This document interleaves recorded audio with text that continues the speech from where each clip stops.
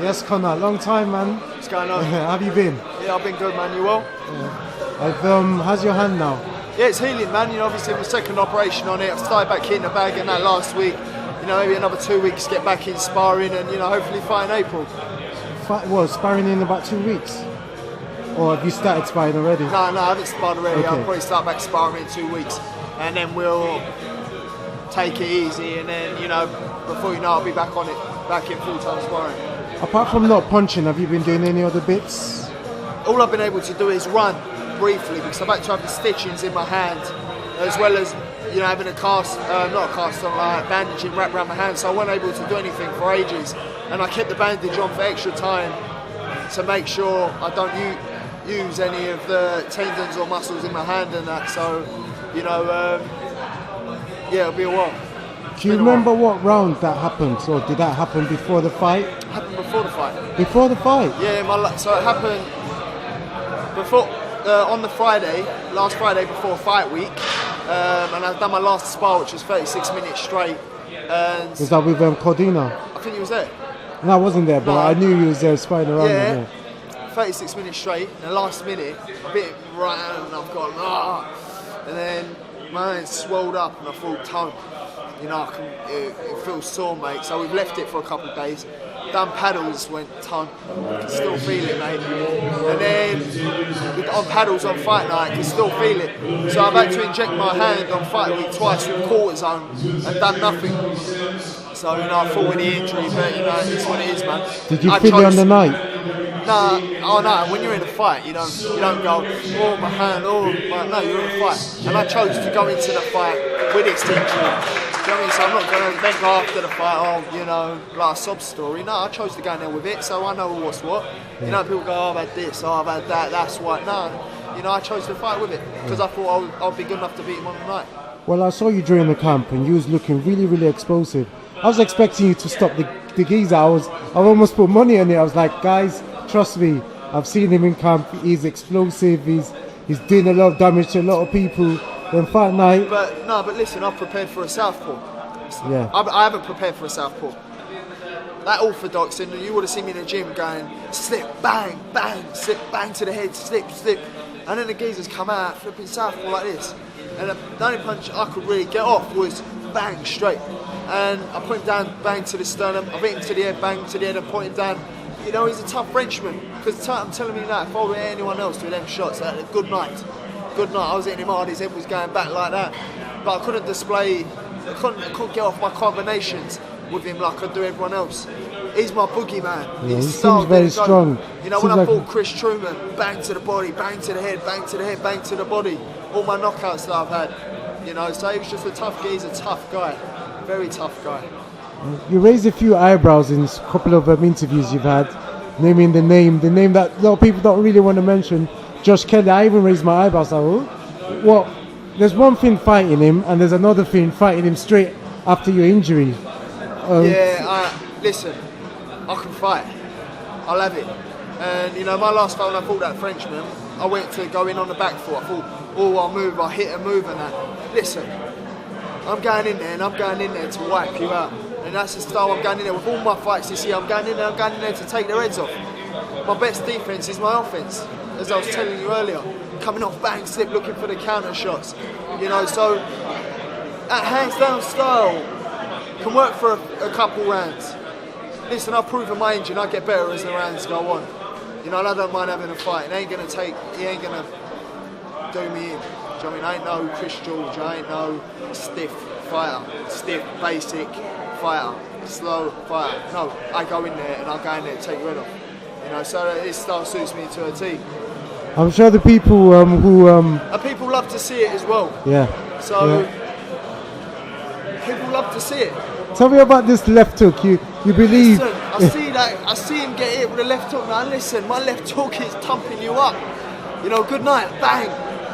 I've not more people out my left hook than my right hand. I think 8 of my 9 knockouts have been my left hand. Swing and miss with a right hand, follow with a left hook. Whether it's left to the body, left to the head. You know, my left hook's the shot. You know, so I'm confident in my fighting ability. I'm not, moving on the back foot and all that. The mindset I went into the fight with, my last fight, never going to a fight with that mindset again. Me and my trainer have spoken about it.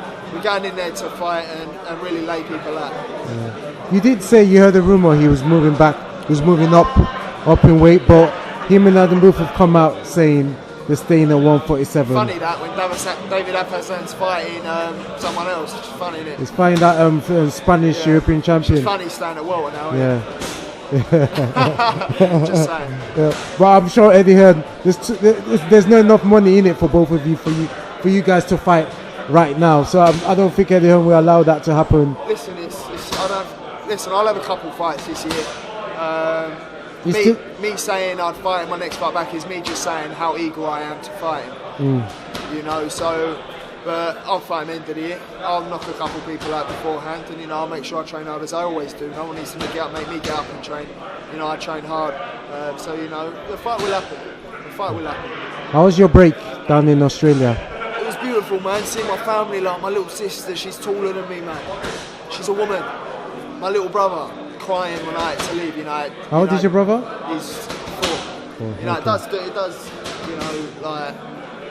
Is it worth it? When people don't want to come down from Liverpool or Manchester or Newcastle to train in London because they miss their kids. Now listen, I miss my family. Do you know what I mean? It was a hard move. I think that's the biggest sacrifice I could have made. There's nothing else I could sacrifice. Me training hard isn't a sacrifice. Me not going out clubbing, getting on the piss and that isn't a sacrifice. And that should just be a way of living. But me not being with my family is the biggest sacrifice I can make, because I wake up in the morning and remind myself every day I'm going to be able to buy my little brother a car, my little sister a car. How good is that? How good does that feel? Know that their brother in school, their brother's a boss. Do you know what I mean? I went to my little brother's school and he's like, see, I told you I had a brother, and I thought, chuff. My God. So it's a good thing. I get a lot of pride out of that. Oh, that was good. How long were you there for in Australia? I lived in Australia for 4 years. Yeah, 4 years. You speak a bit of Spanish as well, don't you? Pues claro que hablo español. Oh, well, I don't know what you're saying, but how comes? Tell me a bit about I lived in Spain for 12 years. 12 years? Yeah, so I was only right. Wow. I speak fluent Spanish. If not, well then, there's a problem up here, upstairs. I'm a bungalow, if not. Do you use it a lot sometimes? When I go in Miami, and the Latinas want to speak. No, I'm only joking. I've got a missus. But I do speak Spanish in Spanish places. Okay, that's one of my. I would love to speak Spanish to be what do you say? Bilingual. Bilingual. Yeah, I love to be like bilingual. Listen, if I ever face one of the Mexicans, I'll be like, hey, it's bringing out the Spanish. You know what I mean? That's another talent there you've got. Yeah. But your explosiveness. I've seen your fights, I've seen you spar. Then, like, when I go back to like Box Nation or old fights and see your dads, I just smile in my face. I just see that, the way your head movement, you just come out. You know what I mean? It's definitely in the genes. Yeah, I think it's watching my dad. Like when you emotionally get attached to something, you tend to become most of what you watch, you think, you talk. And I've watched all my dad's interviews, I've watched all his fights. But not only have I watched them, I've absorbed them, I've admired them. I want to be like that. Me and my dad obviously different is until I've proven anything on the level he's proven. You can't even put me and him in the same boat. He's a savage. The apple don't fall far from the tree. And I've proven that early on in my career. But as I get older and my career goes on, I'm going to prove more and more that I'm that spiteful, ruthless man who had the most privileged upbringing, loving and caring upbringing. You don't need to come from no ends to be some ruthless fighter. You don't need to come from no ends to show grit and want to get up and knock someone out. You hit me, I'm going to hit you back twice. I ain't had that upbringing. No, that's something deep down in here. People go, I've had this and I had nothing. No, that story ended with Mike Tyson. That ended with Tyson. Do you know what I mean? I don't come from no ends. But I've got the most ruthless style out there. So that's what I'm saying. Well, there's one thing for sure. Even though people still clash you as well, but definitely what you're proving, that you're definitely going to be exciting. And I look forward to seeing you come back. It's been a while. April can't come soon enough. And all the best in your recovery back. And hurry up. Thank you. Conor, thanks for your time. Thank you. Well, my Same pleasure. here. Thank you. No worries.